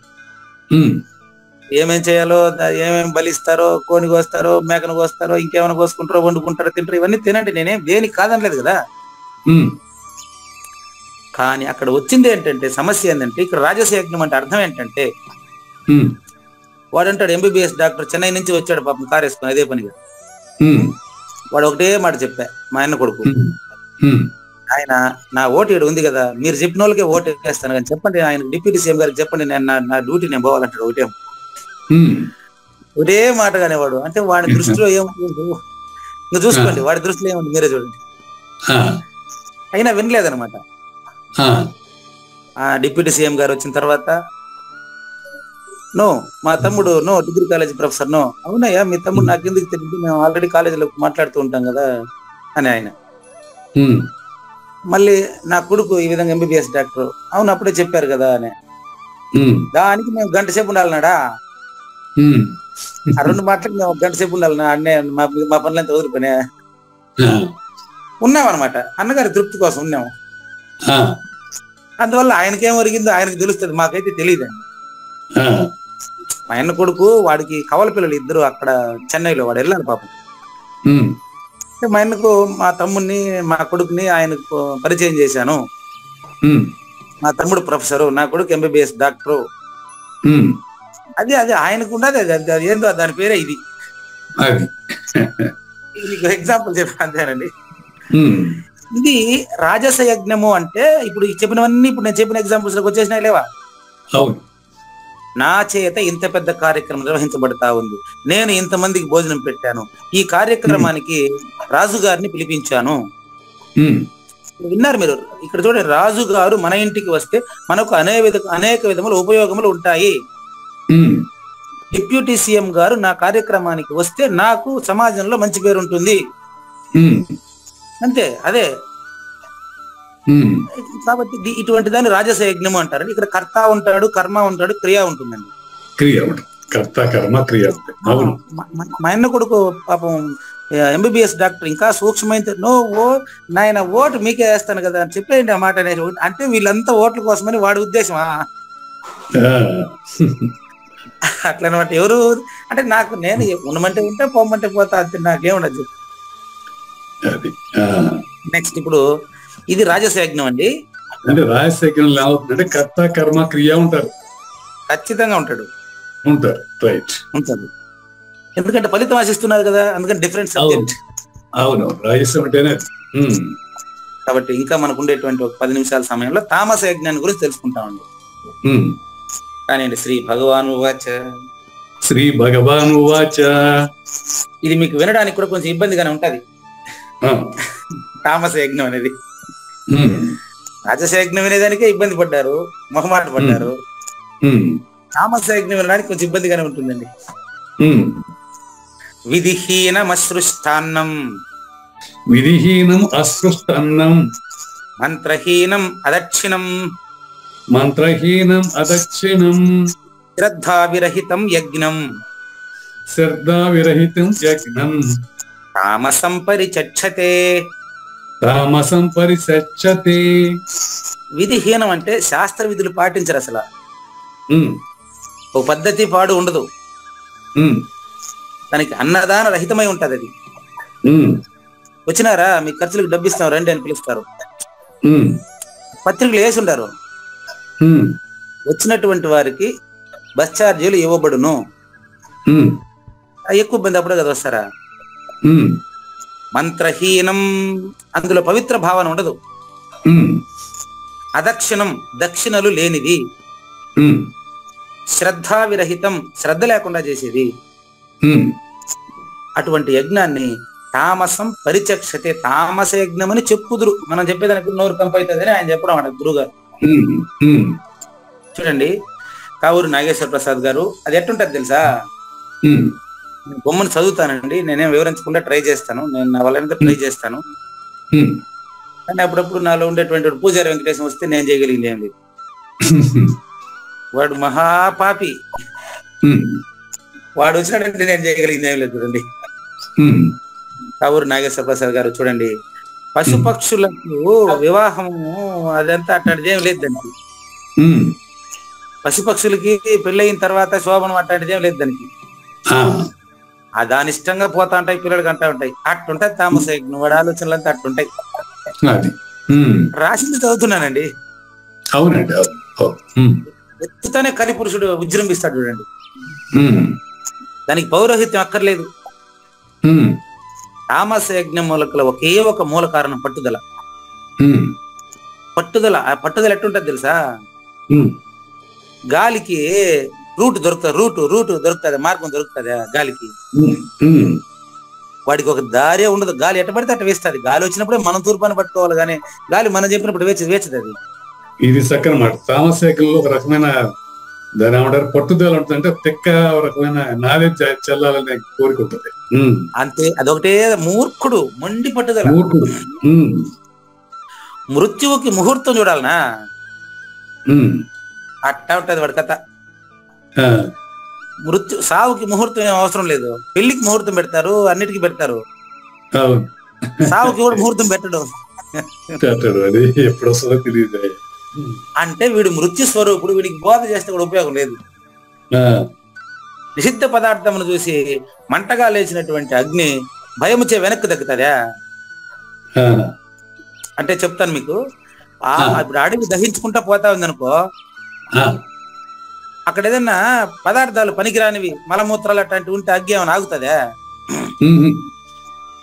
పోతానే ఉంటా అట్ట ఈడు ఏ అడ్డం వచ్చినా ఈడు నిలబడి పోతా ఉంటాడు. ఈడు గుడ్డి పోతా దారి వీడిది అంతే. అదే. ఆ. కాబట్టి వాడు చెప్పిందే జరగాల. ఉమ్. అది అది అది తామస పురుషుని వ్యవహారం అట్ట. ఉమ్. అంటే వాడు ఎలాంటి అడ్డం వచ్చినప్పటికీ వాడు ఏదనుకున్నాడు అదే జరగాలంటాడు వాడు. ఉమ్. పూర్ణ స్వేచ్ఛాచారి అయి ప్రవర్తిస్తాడు వాడు. ఉమ్. విధి నిషేధాలు వాడికి వర్తించదు.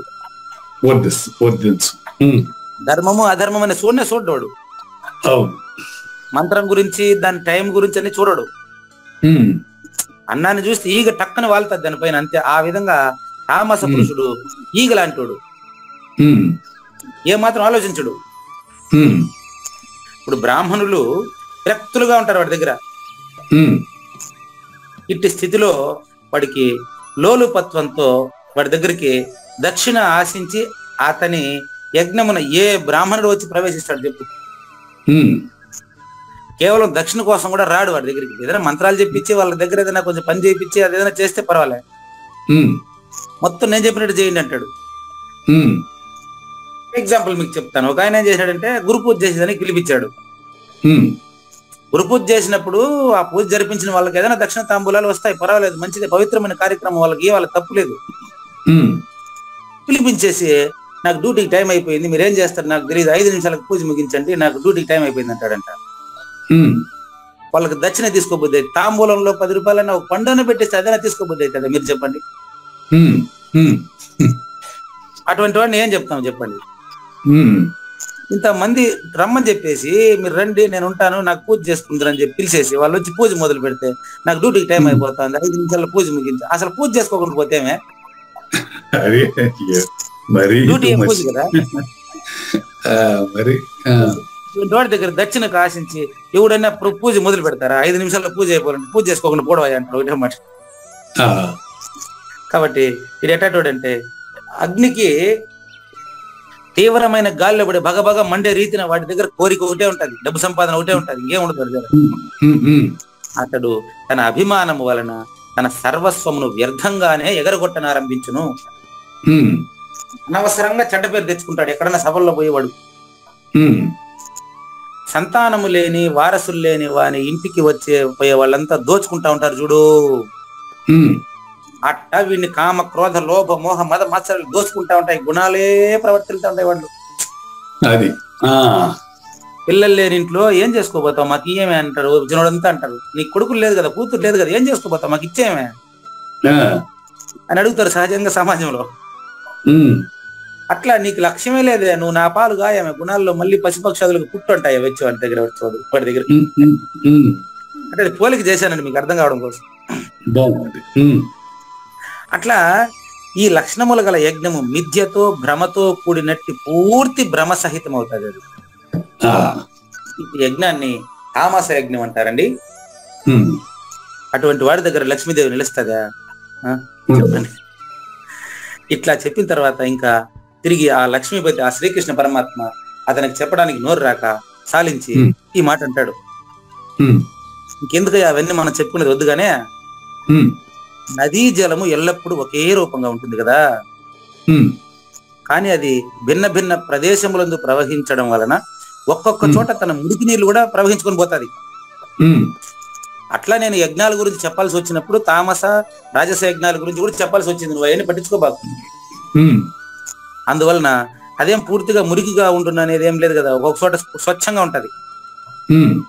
గంగానది ప్రవహిస్తుంది, ఇందులో ఎక్కడెక్కడైనా మలమూత్రాలు మురికి ఉంటే కూడా అది కొట్టుకొని పోతుంది. అంత మాత్రం చేత గంగానది అపవిత్రం ఏం కాదు ఏడా. ఆ విధంగా నేను అంటే గురువు అయినటువంటి గురుస్థానంలో ఉండి బోధించేటప్పుడు వాటిని గురించి చెప్పినంత మాత్రం నాకు ఆ పాపాలేమో అంటవో అని అర్థం. అది ఇట్లా ఇంకా తపస్సు కూడా 3 రకాలండి. అయితే తపస్సులో ఒక ట్విస్ట్ ఉందండి. తపస్సు 3 రకాలు అంటే ఇప్పుడు 3 రకాల తపస్సుల గురించి చెప్పరు. అంటే తామస రాజస సాత్విక రాజస తామస తపస్సుల గురించి చెప్పరండి. ముందుగా శారీరక వాచక మానసిక తపస్సుల గురించి చెప్పి తర్వాత సాత్విక రాజస తామస తపస్సుల గురించి చెప్తారండి. అంటే కథల ఉపకథ బాగా గుర్తుపెట్టి, కథల ఉపకథ. ఇప్పుడు ఆ 3 రకాల తపస్సులో ఒక విధమైన తపస్సు పాప కారణము, మరొక రకమైన తపస్సు ఉద్ధరిస్తుంది. అట్లా ఉద్ధరించే తపస్సు గురించి నీకు స్పష్టంగా చెప్పి 3 రకాలుగా తర్వాత నీకు సత్వరజ తమో తపస్సుల గురించి చెప్తా. బాగా గుర్తుపెట్టుకోండి, ఈ తపస్సు నందు 3 రకాలుగా తెలుసుకునేదానికి ముందుగా అసలు తపస్సు అంటే ఏంటో బాగా మనం తెలుసుకుంటాం. అది గుణ సంయోగము వలన ఆ తపస్సుకి భిన్న భిన్న స్వరూపములు ఎట్లా వస్తుందో చెప్తాను. అంటే మీకు తపస్సు అంటే ఏమవుతుంది, ఇప్పుడు యజ్ఞం అంటే ఏంటి, మీకు కట్టెలు తర్వాత అగ్నిగుండము ఇవన్నీ ఉంటే యజ్ఞం అనుకున్నాం. నో, యజ్ఞము అంటే మనిషి యొక్క ప్రవర్తనే యజ్ఞం అని చెప్పాను కదా. అదే విధంగా ఇక్కడ కూడా తపస్సు అంటే కూడా మానవుడి ప్రవర్తనే నిజమైన తపస్సు. తపస్సు ఇప్పుడు ప్రస్తుతం శారీరకము నంబర్ 1, మానసికము నంబర్ 2, తర్వాత శాబ్దికము అంటారు అనమాట, అంటే మౌనం. తపస్సు మానసిక తపస్సు, దీన్ని శాబ్దికము అని పెట్టండి, పోలికండి. కాబట్టి తపస్సు 3 రకాలుగా ఉండే దాంట్లో శారీరక తపస్సు, మానసిక తపస్సు, తర్వాత శారీరక, వాచక, మానసిక తపస్సు. ఈ 3 తపస్సుల్లో శారీరక తపస్సు గురించి రేపటి ఎపిసోడ్ లో చూద్దాం. లేనిది లేదు లేదు, ఉన్నది లేకపోవుట లేదయ్యా, ఈ గొప్ప మర్మమంతా నీ వలన తేటగా తెలిసెనయ్యా. సరి అయిన నిష్ఠ లేక ఆడంబరము కొరకు ఆచరించి ప్రతిఫలాపేక్షతోనూ చేయబడు యజ్ఞము రాజసంబో. శాస్త్ర విధి పాటించక దానము దక్షిణము లేనిదియును శ్రద్ధా విరహితంబుగా చేయబడు యజ్ఞమే తామసంబో. శ్రీకృష్ణుని పలుకును సూటిగా తలపల మునిరత్నమే, శ్రీమించిన భావమై సద్గురు చెప్పకనే చెప్పెనండి. సద్గురు అర్పణం. మంగళం అమ్మ కానండి. జయమంగళం నిత్య శుభమంగళం, జయతు జయమంగళం మహోత్సవమంగళం. జయమంగళం నిత్య శుభమంగళం, జయతు జయమంగళం మహోత్సవమంగళం.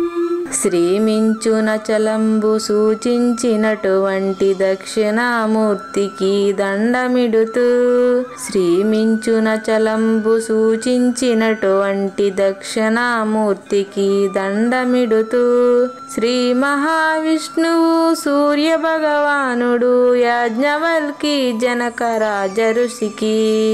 జయమంగళం నిత్య శుభమంగళం, జయతు జయమంగళం మహోత్సవమంగళం. అయం వ్యర్థ బాహ్య కోపి నభవతి అనే సుఖయోగి సాంది పరుసుల వరుస. అయం వ్యర్థ బాహ్య కోపి నభవతి అనే సుఖయోగి సాంది పరుసుల వరుస. దీనినే శ్రీకృష్ణ పరమాత్మ వద్దనే ఎరిగరిగిన ఉద్ధవార్జునులకు. జయమంగళం నిత్య శుభమంగళం, జయతు జయమంగళం మహోత్సవమంగళం. శ్రీ అల్లమా ప్రభు బసవేశ్వరుండును బ్రహ్మానంద రామానంద స్వామి. శ్రీ అల్లమా ప్రభు బసవేశ్వరుండును బ్రహ్మానంద రామానంద స్వామి. నవరసాలు లిఖించు నాట్యమయూరిగా గీతను మలచిన జ్ఞానేశ్వరులకు. జయమంగళం నిత్య శుభమంగళం, జయతు జయమంగళం మహోత్సవమంగళం. కబీరు దాసుడు సహజానంద గురుడు రామావధూతయు రాజితముగా. కబీరు దాసుడు సహజానంద గురుడు రామావధూతయు రాజితముగా. అంబికా శివయోగి శ్రీవేమన నిరంజన వెంకయ్య తిరువెంగళార్యులకును. జయమంగళం నిత్య శుభమంగళం, జయతు జయమంగళం మహోత్సవమంగళం. శ్రీ బృహద్వాసిష్ట సిద్ధాంతమును చేసి జనన మరణ భ్రాంతి జడుపు బాపి. శ్రీ బృహద్వాసిష్ట సిద్ధాంతమును చేసి జనన మరణ భ్రాంతి జడుపు బాపి. అచల సాంప్రదాయమవనిలో నెలకొలిపి అందించిన నట్టి శివరాములకును. జయమంగళం నిత్య శుభమంగళం జయతు జయమంగళం మహోత్సవమంగళం. మెప్పైన బోధలచ తిప్పలు బాపిన అప్పయ్య మంత్రియు అచల గురులు. మెప్పైన బోధలచ తిప్పలు బాపిన అప్పయ్య మంత్రియు అచల గురులు.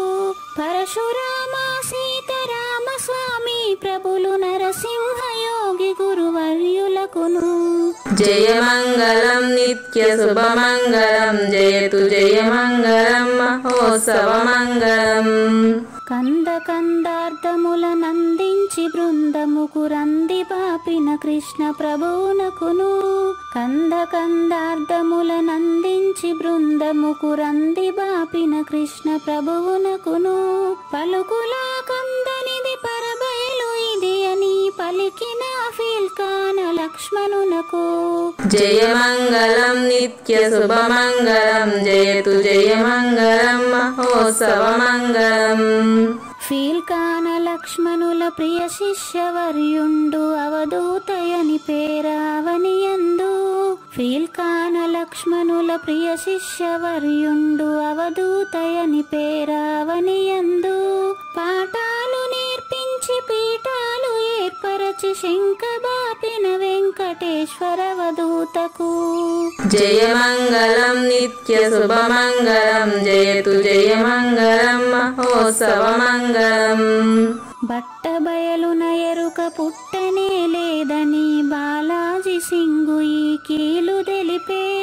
బట్టబయలున ఎరుక పుట్టనే లేదని బాలాజీ సింగు ఈ కీలు తెలిపే. మూలమూలేనట్ట ఎరుకేమి లేదని తెలియజెప్పిన మునిరత్నమార్యులకును.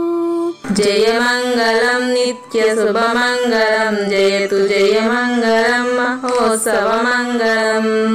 నరస్వప్నము వంటి సురస్వప్నమిది అని పరిపూర్ణ దర్శినిని ప్రకటపరచి. నరస్వప్నము వంటి సురస్వప్నమిది అని పరిపూర్ణ దర్శినిని ప్రకటపరచి. సహజాచల రాజయోగి సద్గురు కృపచ సాంప్రదాయక గురుల సరసన జేరే. జయమంగళం నిత్య శుభమంగళం జయతు జయమంగళం మహోత్సవమంగళం. నిష్కల్మషానంద నిజ గురుని శిష్యుండు లింగమూర్తి లిపిని పొందుపరచి. నిష్కల్మషానంద నిజ గురుని శిష్యుండు లింగమూర్తి లిపిని పొందుపరచి. కార్వేటి నగరము పురవాసుడైనట్టి పూజారి వెంకటేశునకంకితం విధి. జయమంగళం నిత్య శుభమంగళం జయతు జయమంగళం మహోత్సవమంగళం. జయమంగళం నిత్య శుభమంగళం జయతు జయమంగళం మహోత్సవమంగళం. జై సద్గురు ప్రభు మహారాజ్ కి జై. జై గురుదేవ్ అండి. శ్రోతలందరి తరపున వెంకటేశ్వర గురు గారికి ధన్యవాదాలు చెప్తూ శాంతి మంత్రం. పూర్ణమదః పూర్ణమిదం పూర్ణాత్ పూర్ణముదచ్యతే పూర్ణస్య పూర్ణమాదాయ పూర్ణమేవ అవశిష్యతే. ఓం తత్సత్. ఓం శాంతి శాంతి శాంతి. హరి ఓం.